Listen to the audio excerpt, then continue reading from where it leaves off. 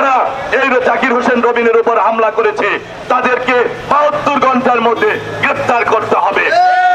আমি বলতে চাই ভাইরা আমার, আমি এই মানববন্ধন থেকে স্পষ্ট বলতে চাই, আপনারা যারা বাংলাদেশ থেকে পালিয়ে গিয়েছেন, বাংলাদেশটাকে যারা ধ্বংস করেছেন, বাংলাদেশের মানুষকে যারা নিঃশেষ করে দিয়েছেন, বাংলাদেশের অর্থনীতিকে যারা ধ্বংস করে দিয়েছেন, বাংলাদেশের সমস্ত রাষ্ট্রীয় প্রতিষ্ঠান যারা ধ্বংস করে দিয়েছেন, আপনাদেরকে সাবধান করে বলতে চাই, আজকে আমার সহযোদ্ধা জাকির হোসেন রবিনকে যেভাবে হত্যা করার উদ্দেশ্যে আপনারা তাকে আহত করেছেন, যেভাবে আমার সহযোদ্ধা নাজমুল হাসান বাবু বলেছে, জাতীয়তাবাদী স্বেচ্ছাসেবক দলের কেন্দ্রীয় সভাপতি SM জিলানী ভাই সহ ওনার সহধর্মিণী, ওনার সন্তান জাতীয়তাবাদী স্বেচ্ছাসেবক দলের কেন্দ্রীয় সংসদের ক্রীড়া সম্পাদক দিদার ভাইকে যেভাবে নির্মমভাবে হত্যা করেছে আপনারা দেখেছেন সেই গোপালগঞ্জের টুঙ্গিপাড়ায় এই আওয়ামী সন্ত্রাসীরা।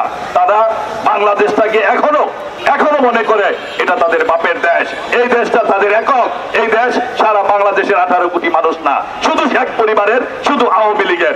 আমরা বলতে চাই জাকির হোসেন রবিনের রক্ত এই নারায়ণগঞ্জে পিতা দিতে আমরা দিব না।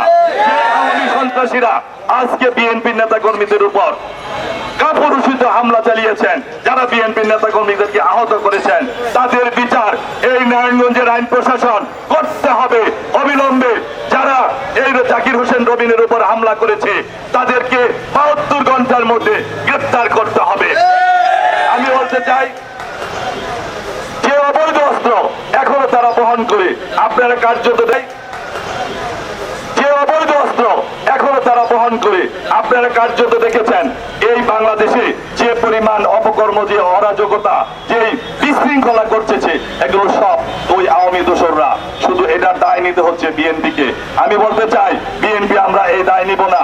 আপনাদের মিডিয়ার ভাইদের উদ্দেশ্যে বলতে চাই, এই 17 বছর যত গুম হয়েছে, খুন হয়েছে, আয়নাগরে মানুষকে নির্মমভাবে হত্যা করেছে, এগুলো বিএনপি করে নাই। যেভাবে বাংলাদেশের অর্থনীতিকে ধ্বংস করে লুটপাট করে দেশের বাইরে টাকা পাচার করে নিয়ে গেছে, এগুলো বিএনপি করে নাই। সুতরাং বিএনপিকে এই স্বৈরাচারী শেখ হাসিনা এবং আওয়ামী লীগের সাথে দয়া করে আপনারা